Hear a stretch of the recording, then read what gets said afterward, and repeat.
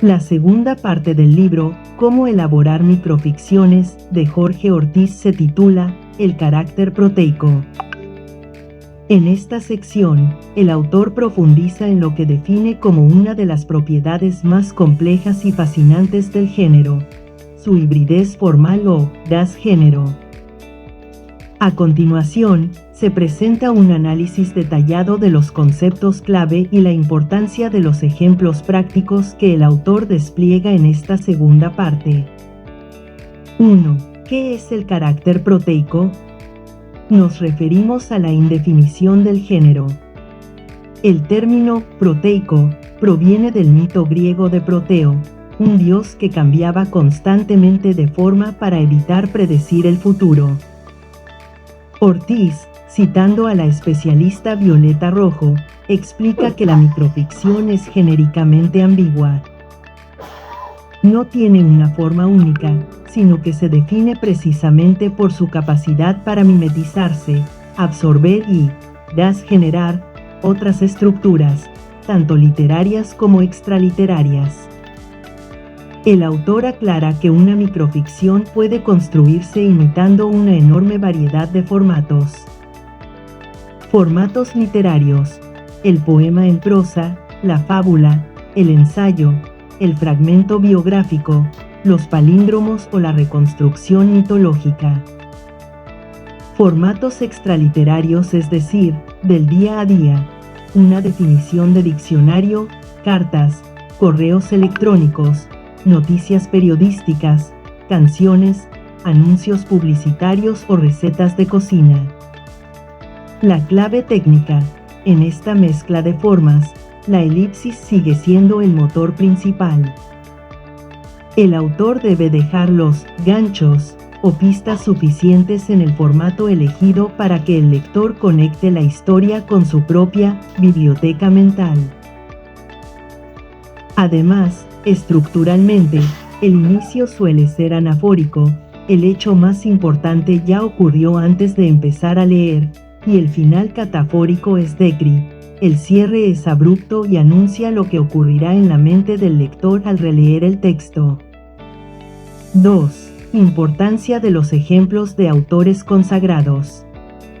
Para demostrar cómo la microficción viste ropas de otros formatos para contar algo completamente distinto, Ortiz recurre a ejemplos clave.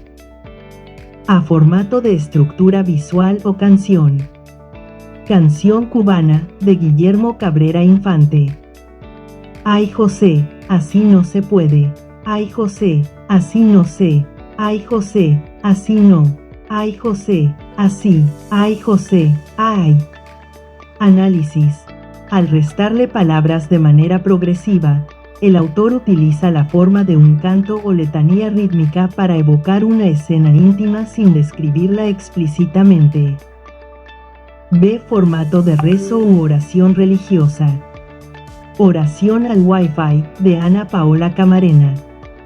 Wi-Fi que estás en los cielos, protegidos sean los smartphones, vengan a nosotros tus redes. Danos nuestras notificaciones de cada día. Análisis. Utiliza la estructura exacta del Padre Nuestro clásico, pero la deconstruye para parodiar de forma irónica y lúdica la dependencia tecnológica postmoderna de la sociedad. C. Formato de receta de cocina o instrucciones. Golem y Rabino V, de Ana María Suá. Se toma un trozo de arcilla, se la moldea dándole la forma de un ser humano, se realizan ciertos ritos, pero cuando se intenta repetir el ritual, el hombre de barro ha desaparecido. Análisis. Shue recurre al formato del paso a paso de una receta culinaria o manual de instrucciones técnicas, pero aplicado a un mito místico, para generar un contraste fantástico y sorprendente.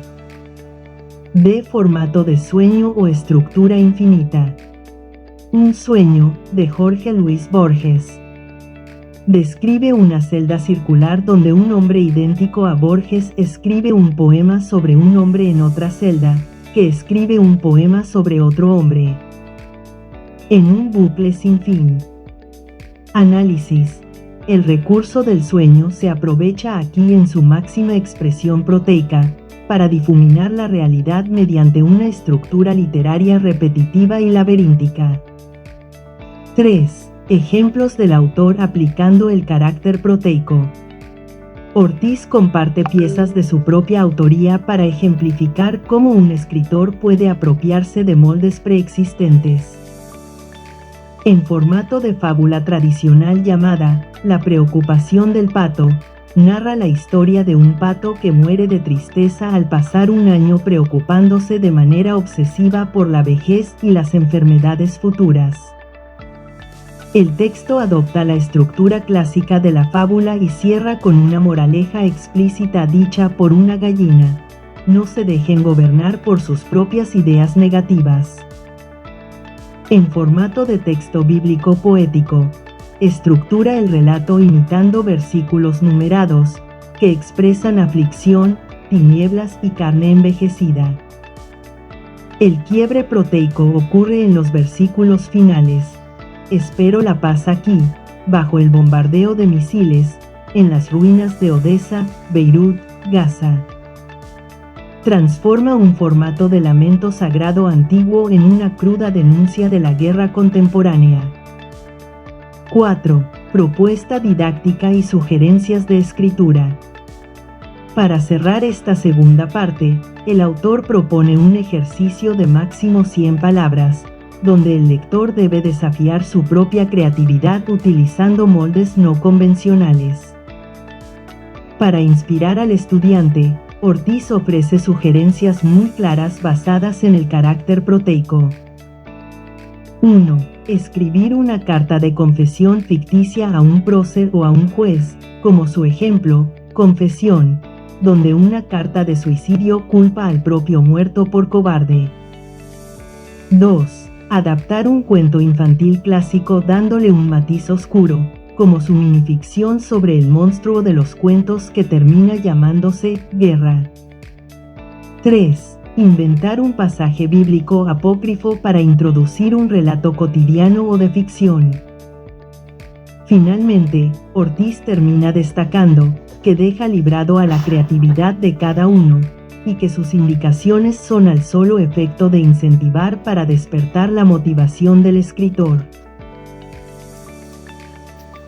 Por último, recomendamos leer la segunda parte del libro, donde están los ejemplos desarrollados completos, porque aquí en este resumen solamente hay parte de ellos, y será más comprensible cuando se lean los textos directamente en el libro.